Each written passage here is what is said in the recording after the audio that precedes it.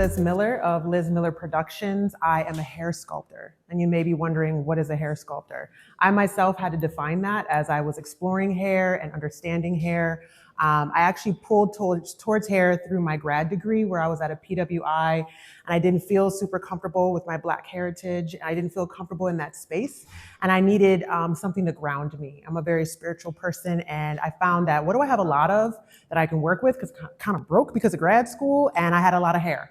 So I was like, you know, I'm into hair. It's kind of strange, it's kind of bizarre, and you can create some amazing stuff. I was heavily influenced by a Baltimore artist named Reed Beemore that does these wonderful wire sculptures. I got to hear him talk, and I got introduced to wire and that 3D line in space, along with hair as a 3D line in space, having personality, really invoked something in me and made me start creating with wire. The headdress that is at the back here, this is a headdress that has yet to be activated. You may be wondering, what does it mean to activate something? So to activate something with my headdresses, they are usually worn in performance. And the performances that I have or that I do or that I facilitate, you'll see one in a moment, we change the energy of spaces that were previously traumatic for Black and brown bodies. And you might wonder, how do you do that? So I have my own faith background that I do not put at the forefront of my work, but I usually invite others by intentions and manifestations to imagine a different presence for that space in our present time, right? Because previously it may have been, for example, the chapter 1 of my film, Ubuntu, Lexington Market in Baltimore. That was a space where enslaved Africans were brought through catacombs on the transatlantic slave trade from our harbor into this open air market and then auctioned off on blocks. The market today is where it was then. There is energy there that is unresolved. It's heavy. And we wonder why today we have so many problems and we have our modern day lynchings through police brutality. That energy needs to change, and I use my performance art to do that.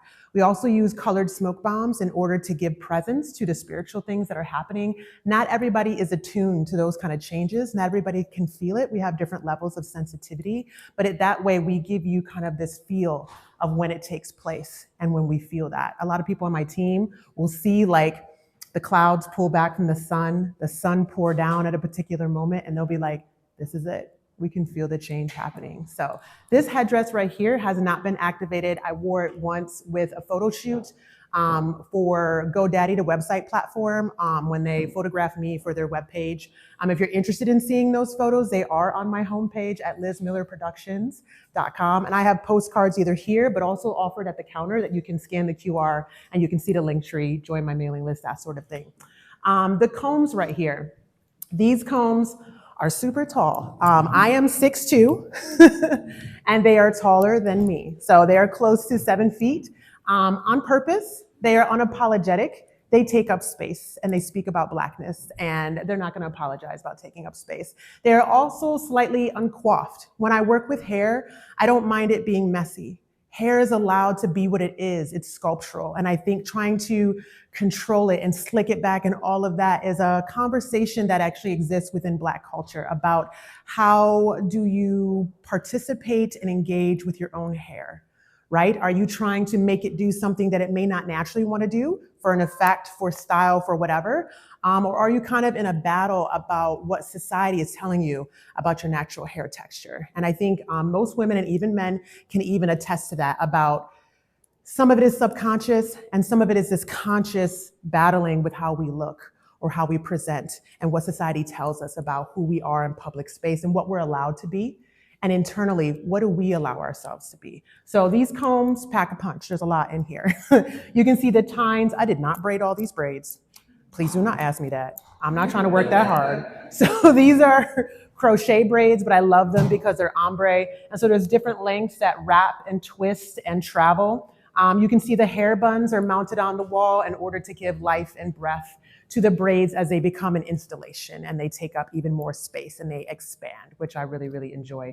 These were originally created for a show at the Delaware Contemporary Museum. And so they had a show that was all about hair. And I was delighted to be a part of it because the Delaware Contemporary was not doing like, oh, we're gonna give you like a teeny tiny room and we're gonna celebrate Black hair in this teeny tiny room, which is sometimes how some spaces do it. We're gonna give you a show. It's over here in this closet. I hope you're happy. I'm not. No, that's not how they did it. They had a Black curator who reached out to me. I actually, I saw the call for art, but I was outside their radius that they had placed upon it. And I was like, dang it, I got so much hair, y'all can't even handle it. But somebody who was there actually knew me from my grad program. And I was very, very lucky, as she actually used to be the curator of the BMA for about 10 years. And because I was a fourth year at my program, I got a private meeting with her, and we knew some of the same people. And she was actually showing the work of one of my colleagues. And I was like, oh, Teresa this? You mean Teresa Daniels? That's her real name. And she's like, oh yeah. So I was able to kind of get in good, right? Had a little jokey joke. But she mentioned my name to the curator, and she's like, listen, you're gonna have to look her up because she's got some work that's not like what you have. And she was shipping work from around the world for that show. And so she reached out to me. I came out and she was like, I kind of want to give you this whole room. And I was like, what? I was like, I have stuff. And she's like, no. Like, can you just create new stuff for this show? And I was like, what? I'm a teacher. It's the spring. You trying to kill me? Yes, I can do that. I'm totally, yeah, I have a vision. So I said yes. And I also cried a little bit on the inside, like, I'm about to be stressed for like 3 months. So, but it worked out. I had a lot of ideas. They had some crazy 20-foot tall doorways, which I placed the combs above. And then from the tines, the braids dangled down. And then I had the hair buns on either side, almost like doorknobs. And we parted the braids and tucked them over almost like a curtain. And I just thought about how hair kind of flows back, right? So that you can see.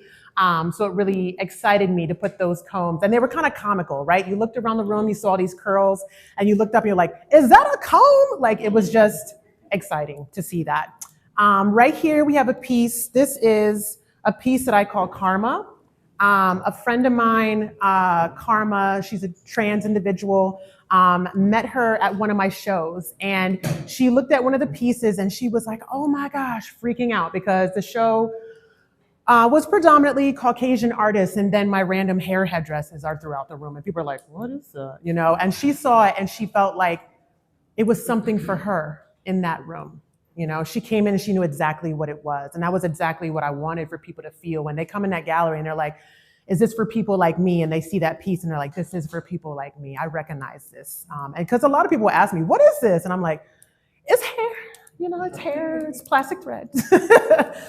So this is a piece that Karma wore in order to change the energy of Lexington Market. And I like using different leaders in the community. Karma is still tapping into their power. And I really loved working with Karma because they're still getting to know how powerful they really are. And Karma and I look eye to eye. They're 6'2", I'm 6'2". I'm like, what up, sis? Let's change the energy of this space, you know?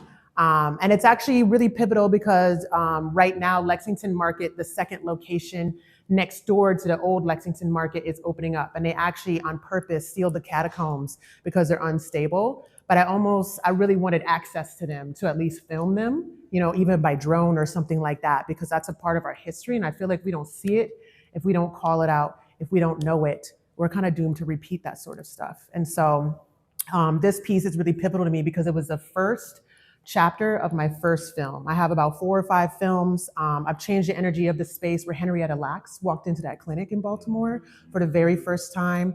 If you don't know, that family just got $10 million in like a lawsuit. So woo woo. So that family is living differently and they're doing it right. People have to ask permission to use Henrietta Lacks' blood from here on out, instead of just making billions off of what they're developing based on her blood. So it feels like there's some equity that is coming into place.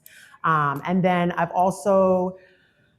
this film has a lot of chapters. There's 6 chapters in this film, but we took people from the very beginning, Lexington Market. We took them to Fells Point, which was a secondary departure point where enslaved Africans who were troublesome or not sold at auction would be brought there. They would be paraded through the streets to Fells Point, which is now a party zone for Baltimore. And freed Blacks would jog alongside to say goodbye to a loved one that they would never see again, because they would be brought down to New Orleans. So that's like the heaviness in our streets. That's the blood, sweat, and tears of those people who they lost their names, they lost their stories. It's heavy. And so that energy has to be changed. And so there's a responsibility there. So I use my art to do that. And I have projects about Emmett Till and Nat Turner that are coming up as well. That will highlight those stories, but also give an artistic twist to those things. It's one thing to do a documentary, and we need documentaries. But it's also another thing to do an artistic twist on those things in order to add a little imagination about our responsibilities to the content.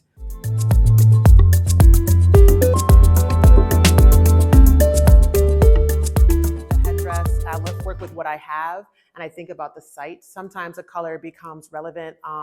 When I did Henrietta Lacks, there was a lot of yellow in the space because it was like a construction zone that ended up being that area. And I thought that was fascinating because when you think about medical spaces, isn't it your body under construction, right? You're kind of figuring out what's wrong and trying to fix it. And so I found all of that to kind of resonate with it. So I kept with that color scheme in that film. So I try to respond to the space. And sometimes it's just about color, because I think when you're having an experience, when you're having a spiritual experience, whether it's through meditation or whatever, color is a lot of times a part of it. You know, even inside your mind, it's a part of that sensation and that feeling. Yeah, that's a great question. Bless you. So I've been a hip hop choreographer for about 20 years. Yes, I'm all the things. I'm just saying. So I'm lacking in very many areas, but in that I am not. So no, they've actually been one and the same, but it took me a while to discover. My life has been very sectioned off. It took me a while to discover, how do I take this movement that I love, this movement that's very special and sacred to me, and find a way to present it into spaces in a way that feels right. And at my PWI institution, I was like, I'm not performing for you. I'm not here to dance my body for you to approve and give me feedback on. That's not what I'm here for. But because dance is very sacred to me. I actually grew up in the church and dancing in the church. But in general, even at the gym when I'm doing a dance class, it's so many things. I never feel more present than when I'm doing movement. And it makes me experience every second, every minute as it passes. Now, in regular time, like right now, I'm in the future and the past. I'm thinking about what I just said, and I'm thinking about what I'm about to say. It's hard for me to ride right in the present unless I'm doing movement. And then I'm completely here for every second because my body's activated, all my cells are moving. So a lot of this stuff actually happened in tandem too. I simultaneously do the performance art, I'm making the films. I'm usually not paid to make the films. I make the films, I screen them, I offer them to the public. And so there's no real money that comes from that production, but there's a compulsion. Spike Lee says, make the stories that won't leave you alone. So there are stories that tether themselves to me, and I'm like, I am meant to tell this story. And with my intuitive way of working, I am told the first step. I don't know where the project is going, but I know the first step, and I'm obedient to that pull, that charge, that yearning, because there's something at the end that is meant for me, that I am meant to do, and that I have the talent and the plan and whatever connections for whoever needs to see it, right? So that's been a slower journey for me to discover my place in that. And the sculptures come a lot easier because I'm a very tactile worker. My hands are always busy. I'm a tinkerer. Like, I don't sit down at night. I listen to movies. I listen to TV, but I'm making something and I'm like looking at it because my hands are always busy. So it's been a slower journey on the performance art. But in my other films, I was pushed by Black leadership within my program. They're like, you have to be in your films. And I'm like, you ain't never seen me dance, so why do you think I need to be in it? You don't even know how good I am. But I'm good. So I was just like, why? You haven't seen my TikTok, whatever. So and then, like, you know, I ended up finding a place for myself as a facilitator. And I was able to step into that. And I actually got, sorry, it's like a run-on story, but I actually got sourced by the Lynching Memorial Project of Montgomery County. They sent board members to one of my cleansings of the lynchings that happened in Rockville. And they were like, so we're gonna need you to do our remembrance walk. And then I hatched further rituals. I was like, I've already cleansed this space for those 3 men that were lynched in this area. And we were a block away from the last lynching. So we would have been able to see him if we were there on that day, you know? So we changed that energy. And we also, since lynching happens mid-air, we went to their rooftop and cleansed the air. And that felt very special too. And we were filmed by drone. So you're almost floating like the ancestors watching us do the work. It was really, that was the birthing of like me stepping into the ritual instead of using community members, which I'm happy to step back.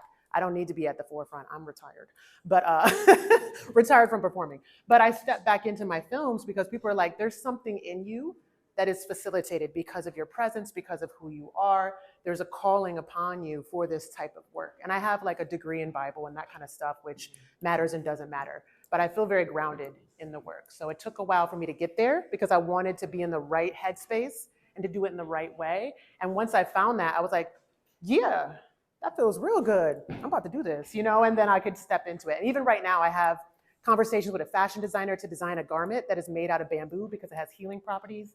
We're going to dye it with indigo, and it's going to be a whole film to, you know, take note of that journey. So, yeah, that's a great question. I don't usually pull directly from one source.